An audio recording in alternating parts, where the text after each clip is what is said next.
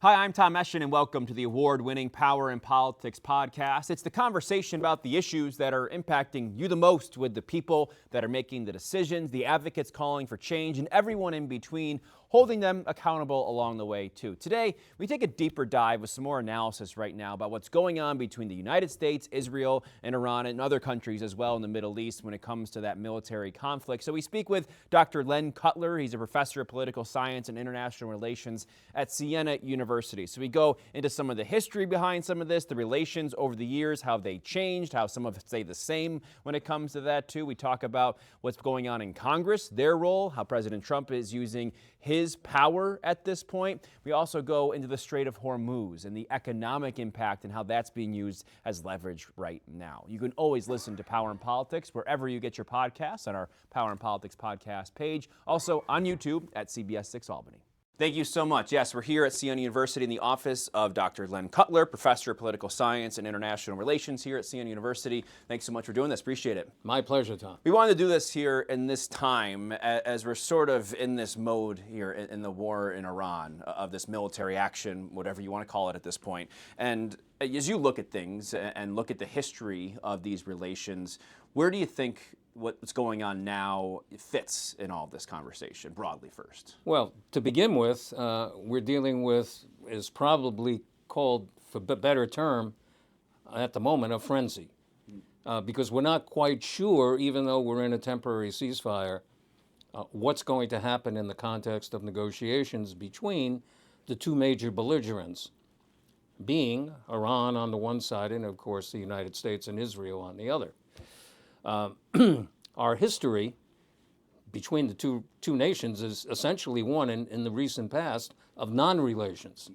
Adversarial, growing out of the period of 1979, going back to the Ayatollah Khomeini, when the Iranians seized our embassy, took our hostages during the Carter administration, and then we had the abortive attempt to rescue them, and President Reagan, of course, and did his thing. As soon as he took office, yeah. That's correct. He took office, and we certainly had the hostages released.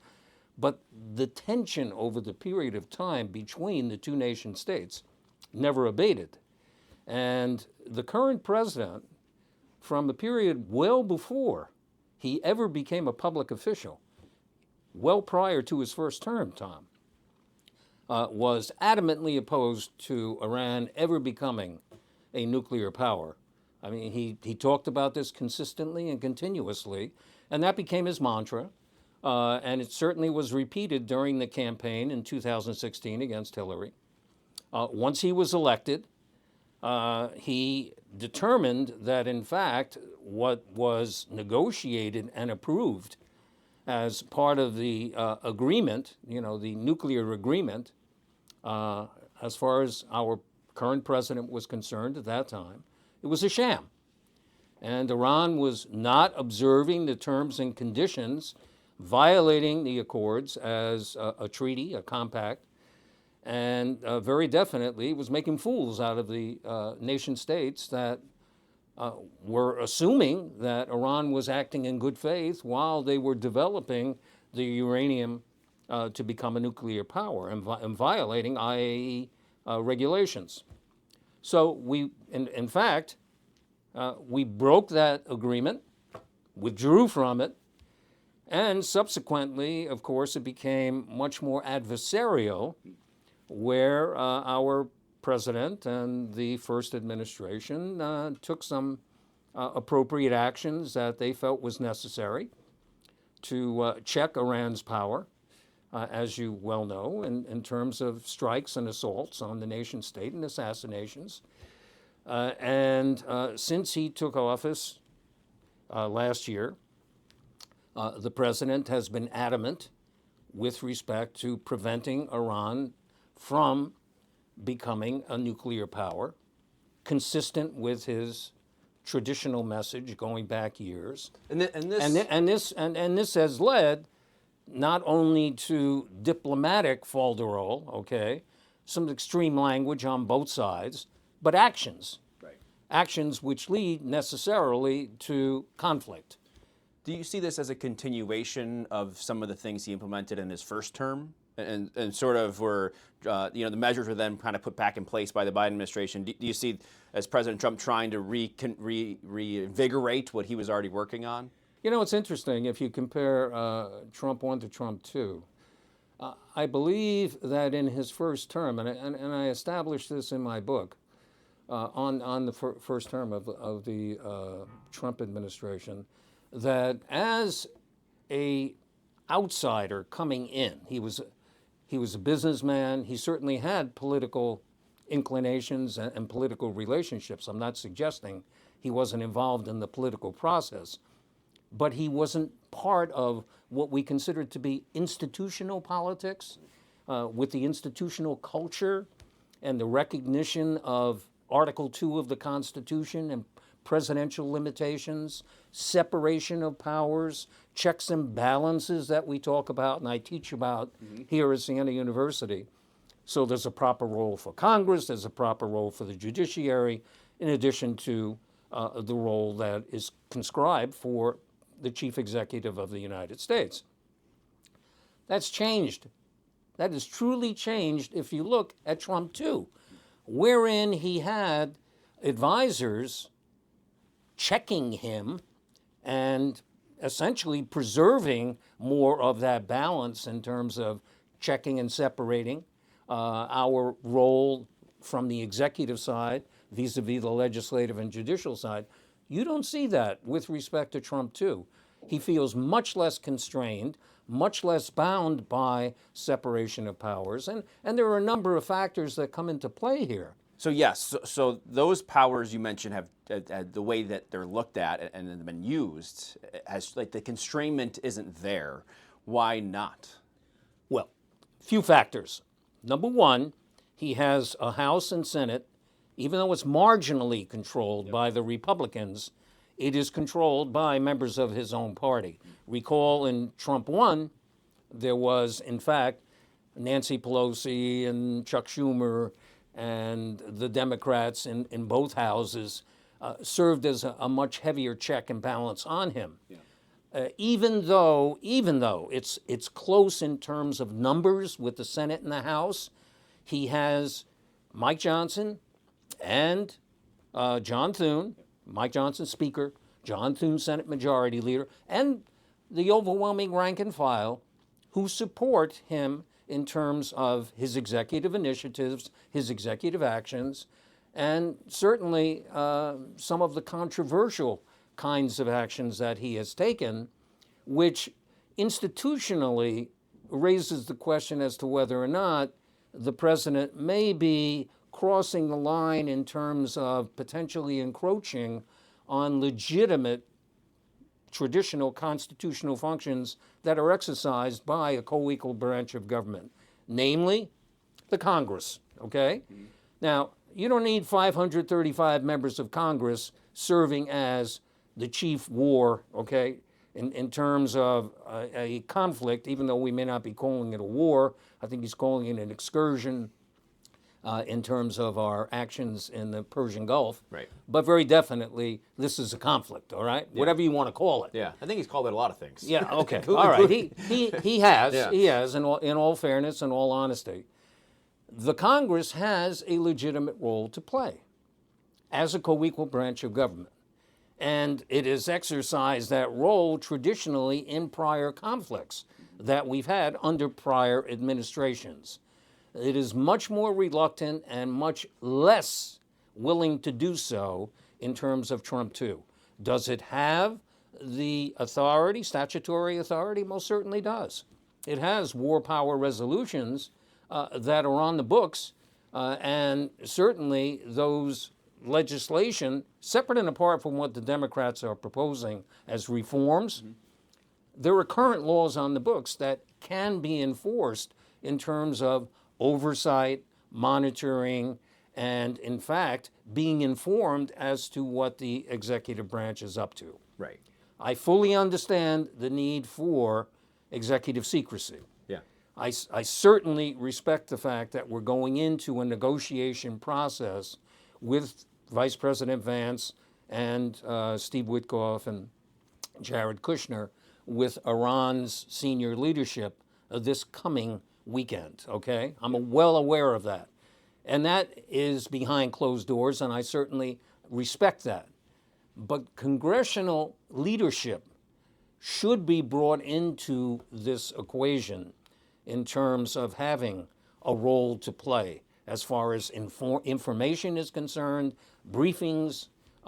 It seems to me, and maybe I'm off base here, Tom, but it seems to me that Congress is kind of out in left field, if you will, in terms of this whole process. Yeah, because you since heard the war began in February. after the posts about the obliteration of a civilization, you saw some Democrats ask for impeachment, things of that nature. That's, that Is that just politics? that is unreal. Okay, it's politics, and quite frankly, it's unrealistic. And I'll tell you why it's unrealistic.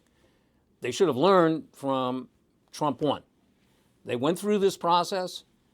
They didn't have the votes necessary to successfully impeach the president, and I think it came back to bite them. And some people are going to say that he deserved it. Cutler's speaking wrong here. That's my position. And if the Democrats are going to pursue that as a strategy, as far as I'm concerned, with respect to the election for 2026, if that's going to be their principal theme, to impeach President Trump, I don't think it's going to accrue to their advantage at all. Why? Because realistically, it's not going to happen, Tom. Okay?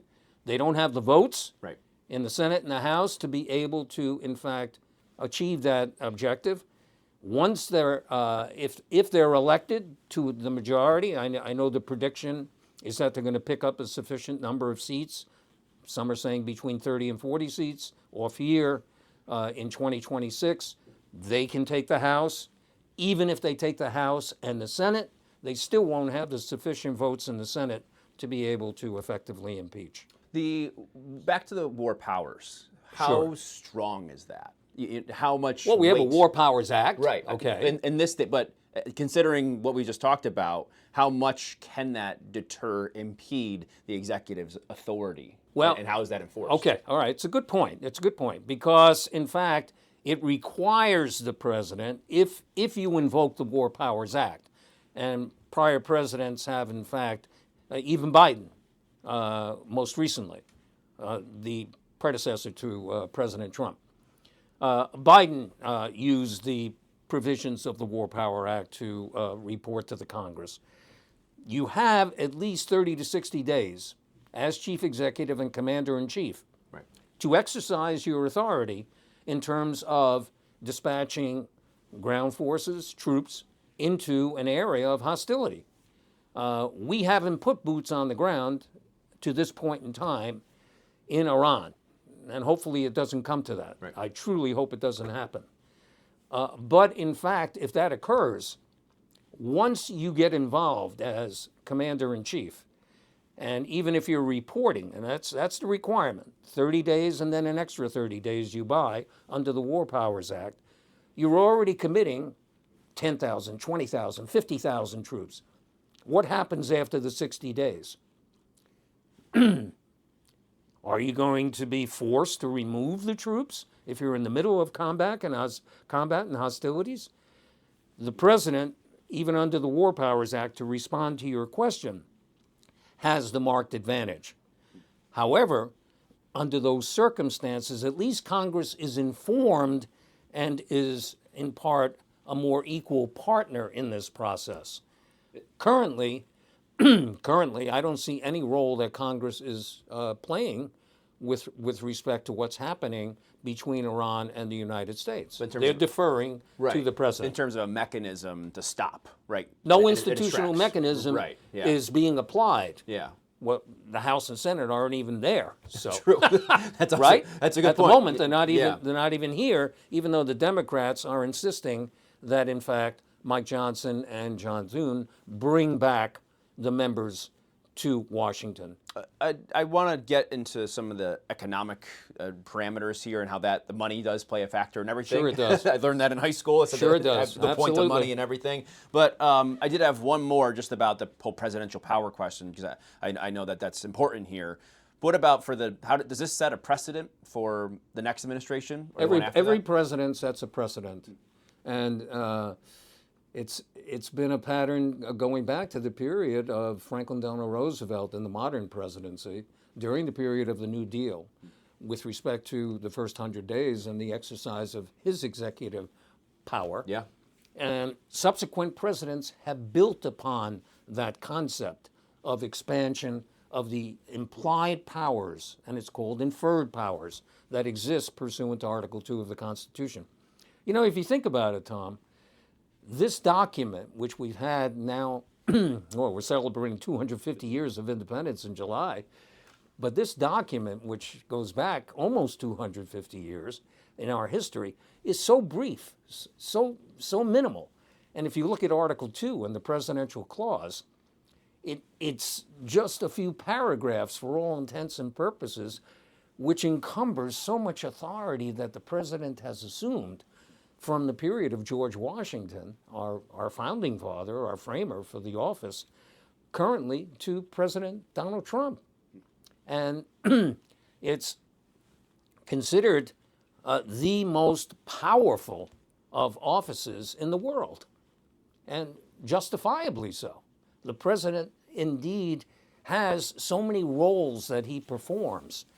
And given this post-technotronic and AI age that we're living in, more and more authority accrues to the presidential office. Think about it. One individual versus either 100 in the Senate or 435 in the House. You can't have that kind of decision-making effectively when you're talking about so many individual factions that are involved and individual perspectives versus the unitary presidency. And this president has, in fact, expanded his role considerably by the use of his executive power. And it's through executive orders. And the court has helped with that as well. And the Supreme Court of the United States, more so than not, has upheld his authority.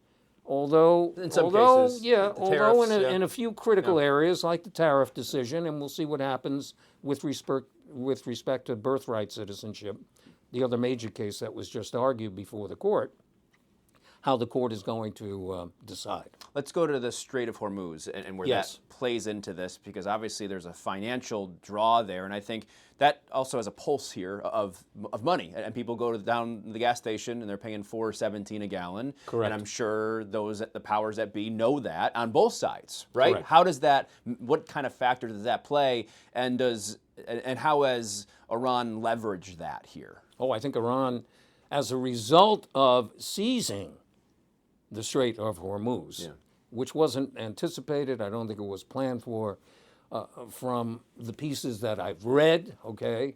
Obviously, I'm not on the inside, but from what I've read, the Straits of Hormuz really, even in the brain trust sessions, was not considered to be a major concern, with the exception of maybe one or two at the table, including the Vice President, J.D. Vance, according to Maggie Haberman and Jonathan Swan in their New York Times study that we just read about. So as a result of Iran essentially grabbing the Strait of Hormuz and taking it over by paralyzing it, all right, closing it down, as you correctly point out, not just our citizens, our taxpayers, who are being impacted daily as we go to the pump, as we go to the supermarket. It just transcends all the areas that are going to be affected in our own lifestyles. It's impacting the international community. Think about the nation states that rely so heavily on the use of the straits to receive goods that are being transported around the world, all right? Including China. I mean, China is a major importer of Iranian oil, and it's one of its major customers. So it's no great surprise, Tom, to see that China, behind the scenes, played a critical role here in terms of arranging for the ceasefire that now Pakistan is going to, in fact, host in terms of our discussions for a settlement this coming weekend. But longer term, this could have a major impact on the elections in terms of November 2026. And I think members of Congress are nervous as to what's the public going to do in terms of pressing that lever as far as supporting individual candidates who are going to be running. And it could very well affect not just the Republicans, but all incumbents who are seeking re-election. Realistically, the straight, I know we're running against the time here, Go but ahead. Realistically, the straight itself, I know there's been rhetoric out there, there's been threats on both sides about, like you said, the ownership of that and who's controlling it. And the United States sort of trying to wedge their way in there to say, we want to do this. Is that realistic? I mean, for some reason, if Iran is bullied out of there, with other groups, not even just a country, but you do have other groups that are very invested there. Is it? But it's been a principle and a custom recognized in international law that the Straits of Hormuz are an international waterway, and therefore they're not controlled by any one nation. Iran has seized, the Straits. Now, I know geographically, you look at the border, quite obviously, it borders right on the Straits. Yeah. But there are other nation states in the Gulf that are directly impacted and have always had free ingress and free egress with respect to the Straits. So you have Qatar, you have UAE, you have Kuwait, a number of nations right in that Bahrain, right in that area that are immediately impacted, in addition to members of the European Union, European Community, Asia, South Korea, Japan, as I mentioned, China, of course. All these nations are directly impacted. And there was always a recognition that this waterway was open for free commerce, for free transit. Now we're talking about not just shutting it down, but charging major tolls. Yeah. And Iran is going to be the gatekeeper with respect to seeking the revenue for those tolls. President Trump is talking about a possible joint agreement coming out of these negotiations with both the United States and Iran playing a role. We did that with Venezuela after we seized Maduro. Yeah. So then, and that leads me to sort of my final question here is, where does that put the United States in the world of these other countries, its allies, Iran's allies? Where does that, in terms of the moves that the country's making, where does that fit at the end of the day, and how do you sort of fall into place? Well, this here? is a moving target. The president, in fact, took very strong umbrage at NATO. Was very concerned that when he appealed to NATO nations, some of our closest allies, France and the United Kingdom, for example, in addition to Germany, they refused to intercede. They refused to provide the necessary support to join the United States in terms of opening up the Straits of Hormuz. That has an impact, very definitely. And I think it's premature to make a determination as to what's going to happen until we see how the dust settles here. This is a moving process and a moving target with respect to when and how these negotiations play out. And I don't think, and maybe I'll be off here, but I don't think it's going to be resolved in 2 weeks. Hopefully the ceasefire will be extended so that productive agreements can be had and can be made longer term. There are too many issues that have to be resolved, not just impacting the immediate Gulf nations and Iran, but impacting the broader international community, and that will give us a better indication as to where the United States stands going forward in terms of international impressions. And one more note, the ceasefire, like you said, 2 weeks, and at the end of that 2 weeks, you're approaching 60 days. I know. Right? Of when this all began on February 28th. That's correct. So That's correct. There's also another deadline happening here at home that Congress will have to consider. Yeah, So- but bear in mind, when we've been involved in conflicts before, if you go back to Korea, you go back to Vietnam, even the earlier Persian Gulfs and Iraq and so on, I mean, these things just don't get resolved overnight in a period of a week or two, even though you would like to think so. Yeah. I mean, it doesn't always happen as it did in Venezuela. Yeah. right? Yeah. We really appreciate your time, Len Cutler. Thanks so much My for having us. My pleasure. Thank you, Tom. Thanks for listening. Hit the subscribe button right now so you can stay up to date on these news-making conversations about the issues impacting New Yorkers the most: power and politics.